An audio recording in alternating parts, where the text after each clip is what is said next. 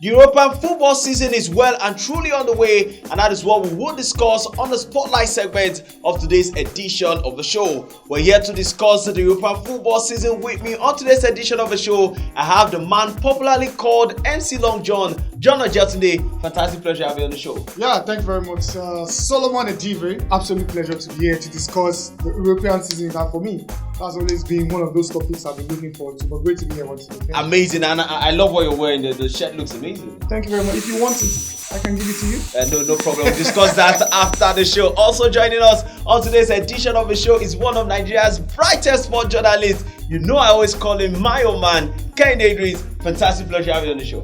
Fantastic pleasure to be on the show. Trust me, the moment I got the extension of invite, I was so happy because I've been off. For a while. True. This is best known to us, especially it has to do with health issues and all of that. But the moment I knew, I'm fit and I'm back, I'm so happy to be here. So. Most definitely. And the European season, like I said, is well and truly on the way. John Ojetunde, in Germany, it's usually all about Bayern Munich, but the Super Cup has shown us that, hey, watch out for this season. Well, if you talk about the German Bundesliga, everybody knows that the big boy, not just the big boys. Big boys Bayern Munich. Yeah, the big boys, that's probably Dortmund. There's another bigger boy, who is a bully. That's Bayern Munich. And they've always bullied their way into winning the title. And everybody knows that they practice what we call monopoly. It's a monopolized kind of football, such that Bayern Munich have to poach other players, in order to have the best players of other teams, in order to ensure that they have the bigger bite out of the cake. Just like the way Kenny illustrated earlier. So German Bundesliga, obviously Bayern Munich has to be the bigger pick. Then if you're also going by maybe other teams that can compete with them, we could talk about the RB Leipzig and the Dortmund. Remember last season, a team like Union Berlin, remember how they started? They started very good. And up until maybe towards the end of the season, they faded out. Of course, you know that winning the league, it has to do with consistency over 30 something games of the season. And for the German Bundesliga, we've always had teams who we call pretenders over time. They will come in, look like they will dislodge Bayern, but at the end of the day, it still doesn't happen. I never thought that Bayern was going to win the league title last season. They won that league title on the final day. Yes. Everyone thought it was Dortmund's season. But you see, a team like Bayern, they know how to win it. They have the arsenals. They have everything it takes to ensure that every other team can only compete.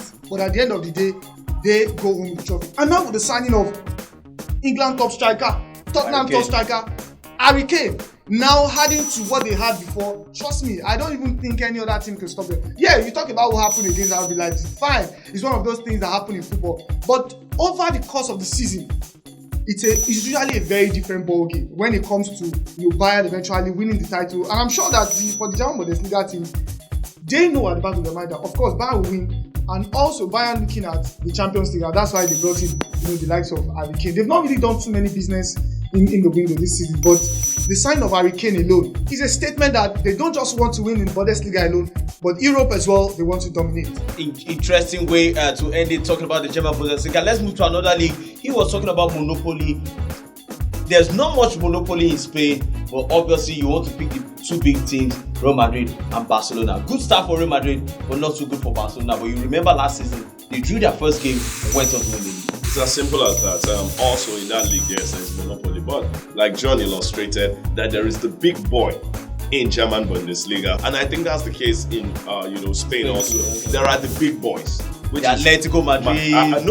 Madrid and also Barcelona. Real Madrid and Barcelona are the big boys. You can even say to an extent, Real Madrid are if you go by their numbers, Real Madrid are a bit ahead of Barcelona. But those two are in one word. Then the likes of Atletico comes after. And in recent time, Atletico has taken the bragging rights away from the likes of Valencia, Real Betis, Sevilla and all of that. Yes, Atletico have done that. So Atletico is like the king of the others. So it's like that. It will continue to be so. And I think for every time the season starts in the La Liga, we always look to these two teams. We always want to say, okay, where will both of you take yourself to? But they find a way to give us drama all through the season.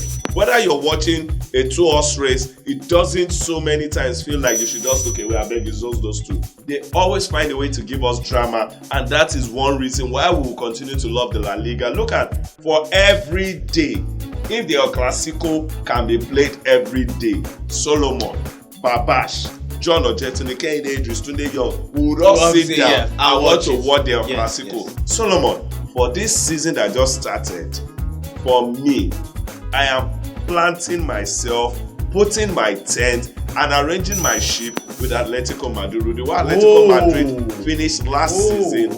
If they can do so well with that same mindset, psychologically in there, like I said, the way they finished in the last about 18, 19 games of the season, I think Atletico have stood a good chance. I'm not saying they'll win the league, but they will be in the conversation up until the last day.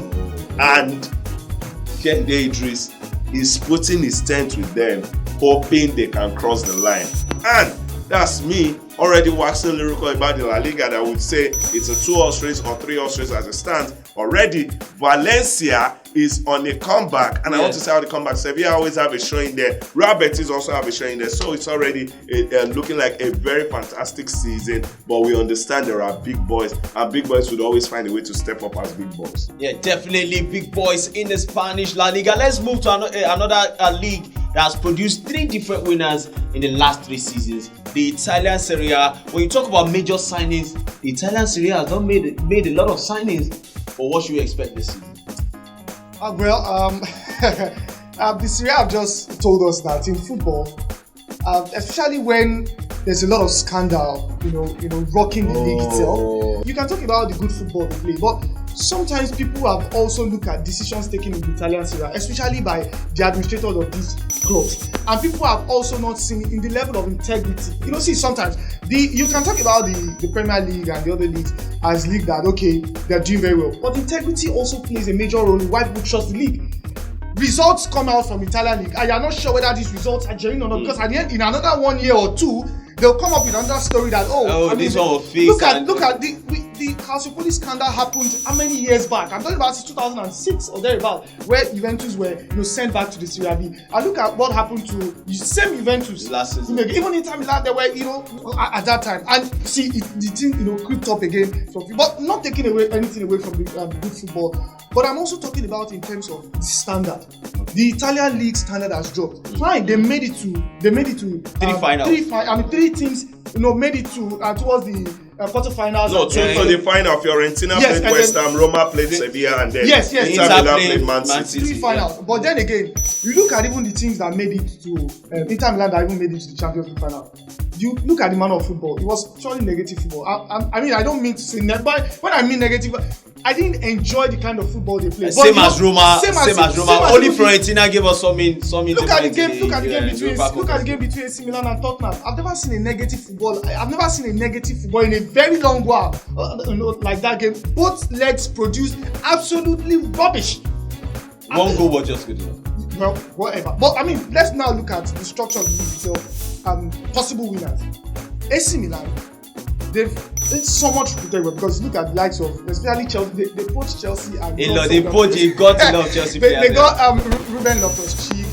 They got now they still have now they got Pulisic, and they still have a couple of decent. Now they sold Tonali, which for me, I think that if you are competing for the league, you don't sell your best midfielder. Tonali by miles was one of the standout midfielders in the Italian Serie A last season. You can talk about the Brozovic of this world, the Italian and the guys that played for Inter Milan. But Tonali, in terms of technique and everything, is one of those players that very, very reliable and very solid. But AC Milan sold him. Of course, they need the money, and some of these Italian teams don't really have the numbers when it comes to finance compared to the teams in the Serie A. So also now let's talk about Inter Milan. Now Inter Milan, now Lukaku doesn't look like a team that will come. Doesn't look like a guy that will come back because they said Lukaku cannot be trusted. He's been called all sorts of things. Now, but they still have Lautaro Martinez, a fantastic player. Inter Milan have not made, statement signings. Look at Juventus as well.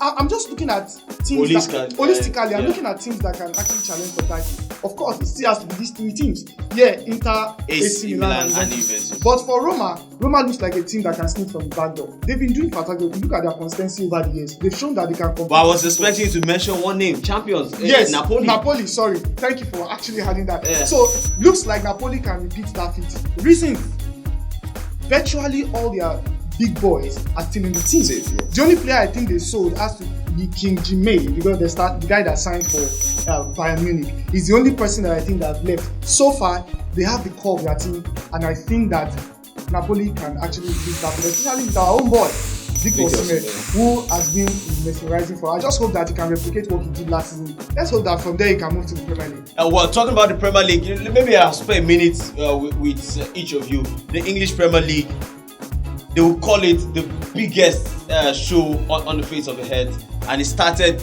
match day one with amazing drama. I don't want to mention names. I don't want to call your thoughts, but give me the names of the title race. Give me the names off your head. Teams. I think evenly poised. I've said it to people, especially colleagues and friends from last season. In between the whole drama happening, I kept saying, when you see a team on a pattern, understand that they are building something not for today, but for the longevity. And I think that is what I saw with Chelsea. The signings were almost in the same range, between 18 and 22 years old. A lot of them. And what are they trying to do? This is the time to start planning on players that will stay for a long while. Not just a momentary achievement and then this one goes, you bring in another. And look at the names: Noni Madueke, Chukwuemeka, Disasi, Modric, Enzo Fernandez. All these boys are almost, even Broja, they are all in the same age range. And the moment they gel, that was my angle, that the moment this team plays a season, go through those patchy periods, oh, you can run, you can jump, and then they understand, they use that one season to suffer, understand each other. Come next season, they will do well. And did they suffer last season? Chelsea suffered. A lot. They finished 12th. A lot. In short, it was on March day 34. The joke that flew around that Chelsea has officially qualified for the Premier League next season. Because as of March day 33, mathematically, Chelsea could still be relegated. That is how bad it was. And they did. They survived. They finished in the 12th position. And then come this next season. I'm not saying they will do well, but with what Chelsea played in the first game, I think it's a fantastic team. And then they played a team that also suffered last season, which was also momentary, temporary, talking about Liverpool. And I want to see them do better. Then, the usual suspect in Man City, and maybe we're seeing a resurgent Arsenal, who from last season has shown we want to compete favorably. And with the signings of some marquee players like Jurriel Timber, you're talking Declan Rice, and I think Arsenal also is looking to go again this season. Then there's still a Manchester United in the wing. And then maybe the surprise of all surprises that we all are probably not taking seriously in Newcastle, the Eddie Howe-led team. I think Newcastle, with the additions, they had decent additions. Some people have said they expected them to spend more money. For me, I think they had decent additions to that team. And the only thing that might probably slow them down in the league may be commitment in Europe. I don't know how that will get to affect them, but I'm looking at the squad depth of Newcastle, and I think they've got a decent enough team to play teams that come to the Champions League regularly, like Besiktas, Benfica, Leipzig. They will play those teams comfortably with the kind of squad depth they have. So I've mentioned names, but let's go to the top 8, because European competition now is in between top 7, top 8, because they have the conference, they have the Europa, they have the Champions League. Trust me, you're talking Brighton, you're talking Fulham, you're talking Brentford. All of these teams are competition. Then there is a Tottenham somewhere. So it's all poised evenly for so many teams. But you talk at the highest level winning league, maybe I'll put in small context. Man City is there definitely. Then I'll sprinkle Arsenal, Man U, Chelsea, Liverpool in there. Then you're talking of top four. Take out Man City. Man City will make the top four. Oh, okay then. Okay. Yes, they'll make the top four. Top four will now be maybe Arsenal, Man U, Chelsea, Tottenham, Liverpool, Newcastle in that range. Interesting. Okay, John Ojetide, maybe we'll end it that way. Can you mention teams that can get in the top four? If the title race is a bit, like you said, if it becomes too very dicey, but give us a mix of the top four that we might have in the English Premier League. Well, Kenny has mentioned virtually all the teams that I also expect to be in the top four. But I also want to look at the managerial angle. Remember, he talked about Tottenham Hotspur. Now they have Postecoglou, a fantastic manager who I think that he will do well for Tottenham this season. And also look at the other managers of big teams, just like the top four major Chelsea. And Chelsea, changing. Mauricio. But for the other teams, Arsenal still retain their coach. Manchester City still the same coach. And also, for United, for Ten Hag. And I think that consistency. Liverpool also. Even Liverpool still have Jurgen Klopp, and also all of the big boys. Now, also there's also an Aston Villa that a lot of people are not really also looking at. They did a very fantastic business. Even Brighton. Yeah, I'm going to go there. Brighton as well. Kenny mentioned Newcastle, and I agree with Kenny saying that they don't need to spend too much money. It's just plugging the holes. And you know what? They now have a huge squad depth. They signed Harvey Barnes. They have Anthony Gordon. There's Isak, who is a massive player. They signed Tonali. Look at their midfield now. If a manager like Pep Guardiola has this Newcastle team, I think I win the league. But Eddie Howe, the manager, for me is a factor. I think it's the reason why they might not win the league. But we can still make it top for them. Interesting. Okay, we should be talking about the French Ligue 1, but the French Ligue 1 without Neymar, a French Ligue 1 without Lionel Messi, and only Kylian Mbappe who has not committed too much. Let's just leave the French Ligue 1. Okay, Idris, thank you very, very much for making a fantastic return to the Spotlight segment on the show. I keep my shirt, it's all the way, coming from the right wing to in swingers always. It's good to be here eventually. Amazing. And John Ojetide, MC Long John, thank you very, very much for being a part of this. Absolute pleasure to be here. So I and Kenny will also, have this tussle for who eventually wins the league. So it's between City and Arsenal. It makes it all interesting. Yeah. And you imagine City here, Arsenal here, sandwich with Chelsea colours tells it. It's very sky blue and I'm wearing red. Remember, that's Man City. Also remember, I didn't talk about Chelsea. It's deliberate. Yeah, I understand. when City and Arsenal are sandwiching Chelsea, Chelsea this season might be suffocated. But we're taking a quick break on the Spotlight segment on today's edition of the show. I'm sure you've enjoyed it, but we're not done yet with the programming. We'll take a quick break. We will be back with more programming on today's edition of the show.